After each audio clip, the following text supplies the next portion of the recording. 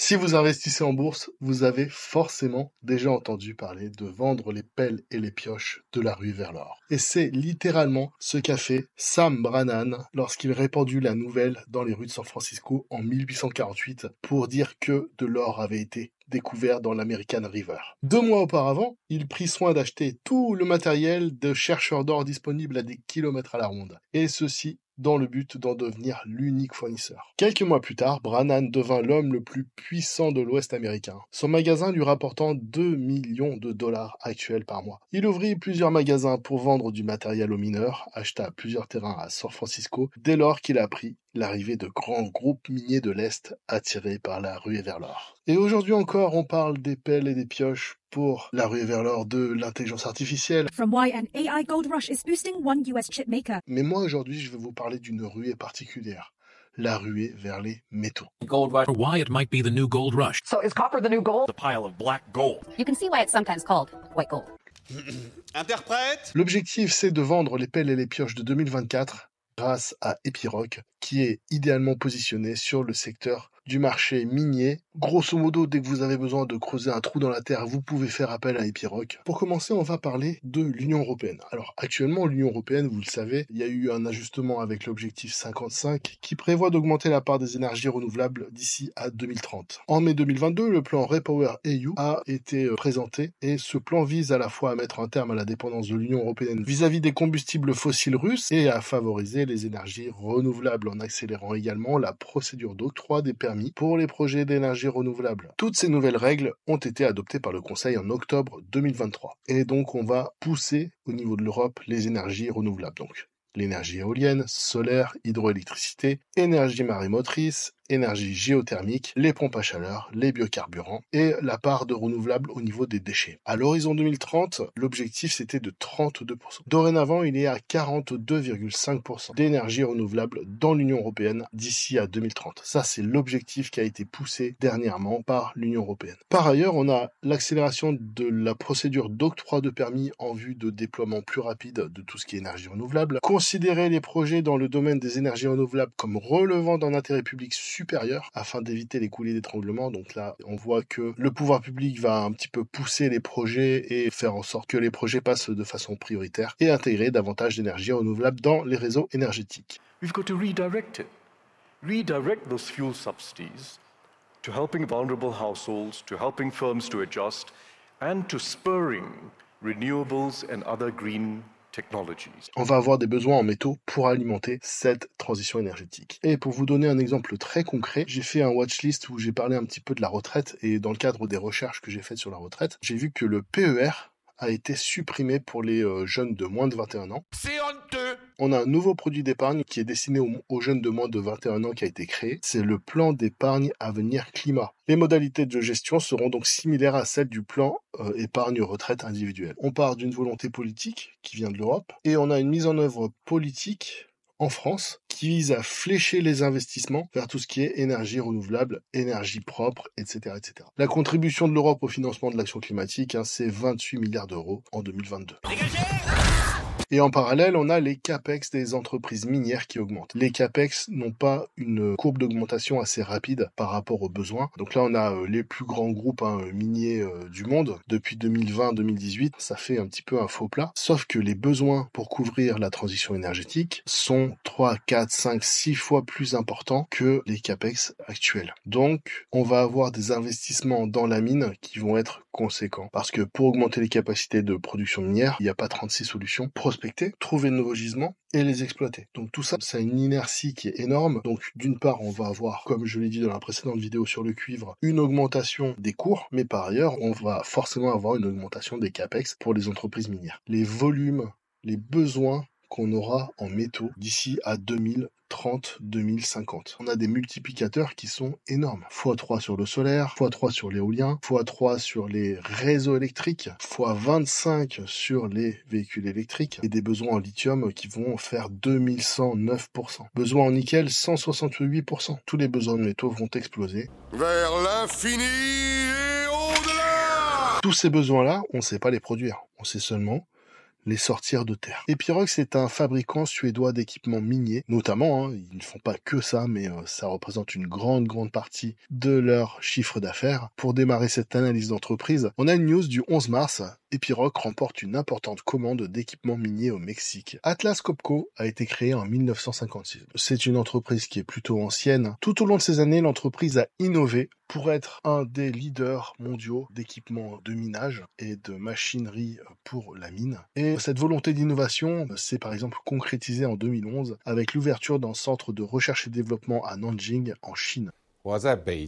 Et depuis 2018, il y a eu un spin-off de Epiroc qui est depuis listé au Nasdaq Stockholm. Depuis donc 2018, Epiroc vole de ses propres ailes et est devenu le leader de la productivité et des services pour la mine et pour la construction dans le monde entier. Alors dans le monde entier, oui, c'est une entreprise qui est vraiment très bien dispatchée en termes de revenus et en termes d'équipe. Vous voyez donc qu'on a une entreprise qui est plutôt bien dispatchée dans le monde, avec une présence très importante en Inde, qui a souligné, et des revenus qui sont plutôt équilibrés. C'est quand même 18 000 employés en 2023, avec un chiffre d'affaires de 60 000 millions de couronnes suédoises et une marge opérationnelle de 21,8%. 3,2% de son chiffre d'affaires en recherche et développement, donc ça c'est vraiment, comme ils écrivent, du leveraging innovation. On sent que c'est une entreprise d'ingénieurs. Pour garder du leadership, ils ont besoin du levier de l'innovation. Ils ont besoin aussi de l'innovation de leurs fournisseurs. Le troisième pilier, c'est la collaboration pour le succès. Et le quatrième pilier, c'est donc faire des acquisitions pour accélérer la croissance. Alors, une stratégie quand même particulière qui est se positionner sur des niches qui sont attractives, donc des produits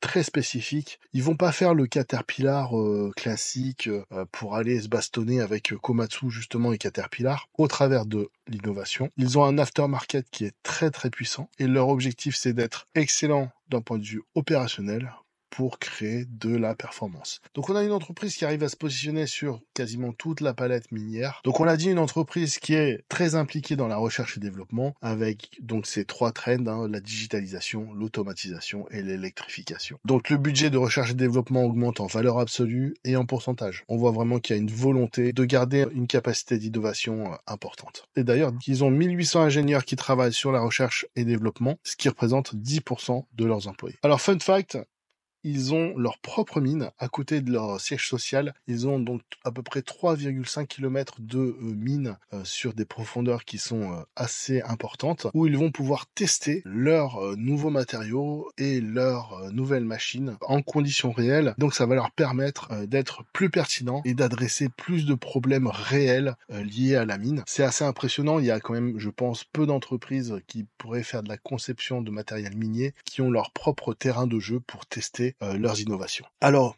des produits qui sont très variés, mais somme toute, une gamme de produits qui est très cohérente. Hein. Je vous le disais tout à l'heure, dès que vous avez des trous à creuser, vous avez la possibilité de faire appel à Epiroc. Hein. Ceux qui ont un pistolet chargé et ceux qui creusent.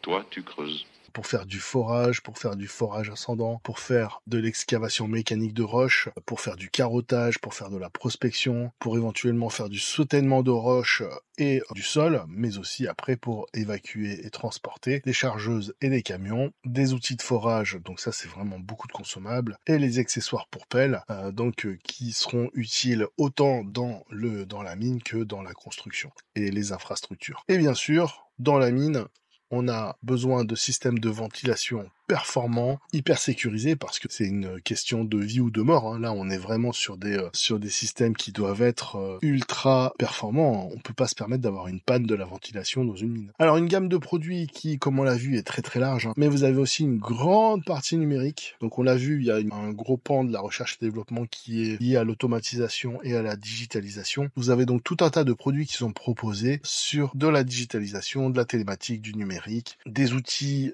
et des camions télécommandés. Par contre, à côté, beaucoup de consommables avec du reconditionnement, des kits de pièces de remplacement, avec aussi des gros besoins de maintenance. Alors, on est très bien positionné pour tout ce qui est transition énergétique, avec les forages pour l'énergie, la géothermie, ça c'est hyper important, les tranchées pour pipeline, toute l'exploitation minière dont on a besoin, mais qui doit être un peu plus vertueuse qu'avant avec la zéro émission. Et après, vous avez toute la partie démolition et recyclage. Donc ça, c'est voilà, on adresse vraiment des problèmes qui sont liés à la transition énergétique. Et bien sûr, avec la petite cerise sur le gâteau pour Epiroc, c'est la capacité d'automatisation pour applications souterraines et applications de surface. Alors on l'a vu, c'est une entreprise qui propose beaucoup de zéro émission et donc qui propose des batteries pour tout type d'usage. Ils ont vraiment une recherche spécifique sur le sujet et d'ailleurs ils sont associés à Northvolt et ABB qui sont deux très très belles boîtes qui collaborent ensemble pour équiper les batteries mais aussi les moteurs électriques. SSAB, c'est l'entreprise qui fournit Epiroc en acier, c'est de l'acier qui est entre guillemets produit sans énergie fossile, et Ericsson, une entreprise qui s'est fait assassiner par le smartphone, qui est toujours là sur les réseaux notamment, et donc qui travaille pour installer la 5G, notamment dans les mines, parce que effectivement quand vous êtes au fin fond de la mine et que vous avez du personnel qui travaille, vous devez avoir un réseau impeccable pour les machines, pour les personnes, pour la communication entre les équipes. D'un point de vue sécurité, c'est hyper important. C'est vraiment la spécificité d'Epiroc, c'est de travailler sur des solutions qui sont très digitalisées. Alors, on a une politique d'acquisition qui est très importante et on a des budgets d'acquisition qui ont explosé. Ça procède donc toujours de la même stratégie avec l'automatisation, la digitalisation et l'électrification. Donc là, vous avez toutes les nouvelles acquisitions qui ont été faites par Epiroc, et après, vous avez donc des acquisitions complémentaires. On va faire juste un petit focus sur Stanley Infrastructure. C'est une entreprise qui a été achetée il y a très peu de temps par Epiroc. C'est quand même une grosse boîte, et c'est une entreprise qui va leur permettre de renforcer leur positionnement, un, sur, bien sûr, les infrastructures, mais deux, sur le marché américain. Et avec la marque Stanley, qui était une division de Stanley Black & Decker, Stanley Infrastructure, donc devient une division de Epiroc et donc va permettre d'étoffer l'offre que peut proposer Epiroc, notamment dans le domaine spécifique des infrastructures. C'est vraiment une acquisition très importante pour Epiroc et ça va être un levier de croissance qui sera, je n'en doute pas, très important. Alors, la connexion, la connectivité... Allô ? Je sais pas, vous me recevez ?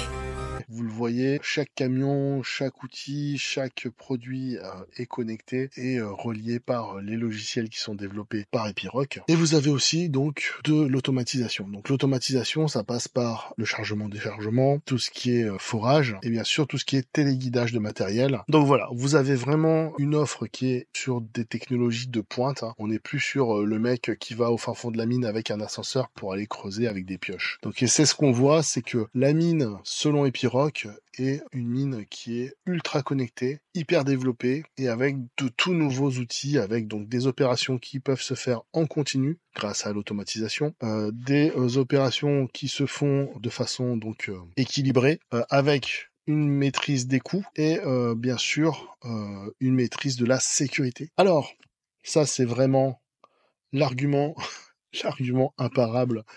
Vous avez une entreprise qui génère 68% de ses revenus en aftermarket. Qu'est-ce que ça veut dire ? Ça veut dire que l'entreprise vend des services, des pièces de rechange et bien sûr les attachements hydrauliques. Et ça représente 68% de son revenu. Donc c'était pas une entreprise qui vend juste des camions, des machines, des outils de forage. C'est une entreprise en fait qui avant tout vend du service. Des pièces de rechange et de la maintenance, des services d'audit, d'agrément et de formation, des services de maintenance et de mise à niveau du matériel, avec des conversions par exemple de matériel qui précédemment fonctionnait au diesel, qui passe avec des services électriques, des solutions de digitalisation, etc., etc.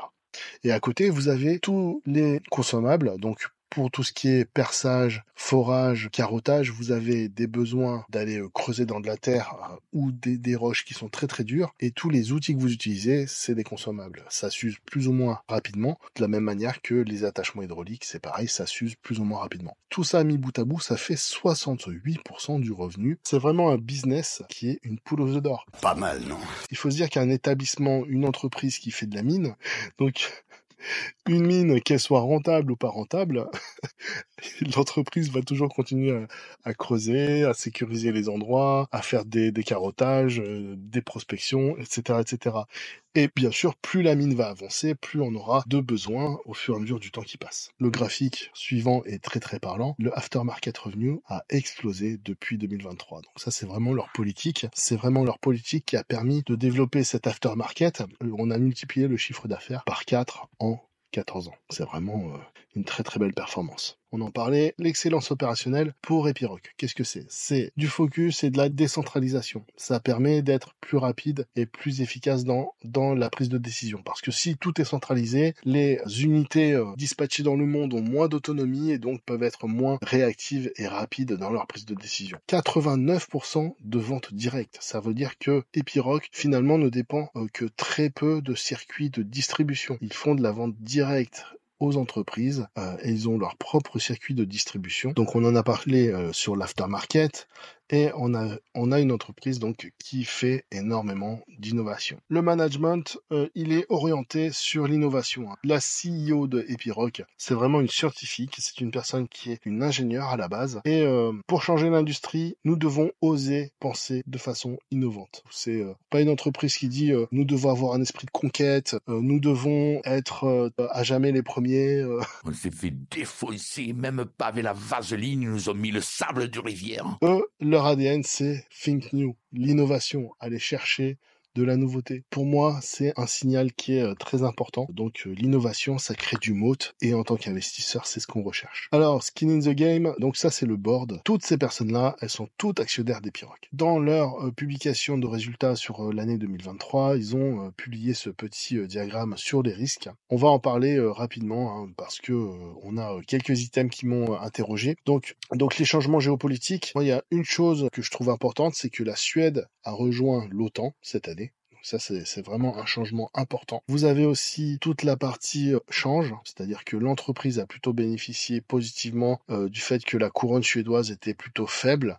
Est-ce que ça va continuer? Il faut voir ce que ça donne. Et ensuite, on a des problèmes possibles de supply chain, parce que je ne sais pas de quelle manière l'entreprise est impactée par les soucis en mer Rouge. Donc ça, c'est peut-être quelque chose qu'il faudra surveiller, sur lequel il faudra aller chercher de l'information pour voir si on n'a pas un risque de ce point de vue-là. Et dernier risque sur lequel je voudrais rebondir, c'est la cybersécurité et l'information. Donc c'est un thème qui est très très important parce que on l'a dit, c'est une entreprise qui vend des produits qui sont très très très digitaux. Forcément, à partir du moment où vous vendez des produits digitaux, vous avez besoin de cybersécurité. Et par ailleurs, c'est aussi, selon le rapport annuel de 2023, c'est aussi une opportunité pour Epiroc parce qu'ils vont pouvoir fournir des solutions de cybersécurité en parallèle des solutions d'installation de réseau, de digitalisation de la mine. 5 points financiers qui ont été mis en avant sur le bilan annuel. Vous avez donc la croissance des revenus en guidance 2015-2023 qui devait être de 10%. On est à 21% en 2023. Pour vous dire que là, on a éclaté tous les objectifs. L'objectif d'Epiroc, c'était d'avoir la meilleure marge, d'avoir une résilience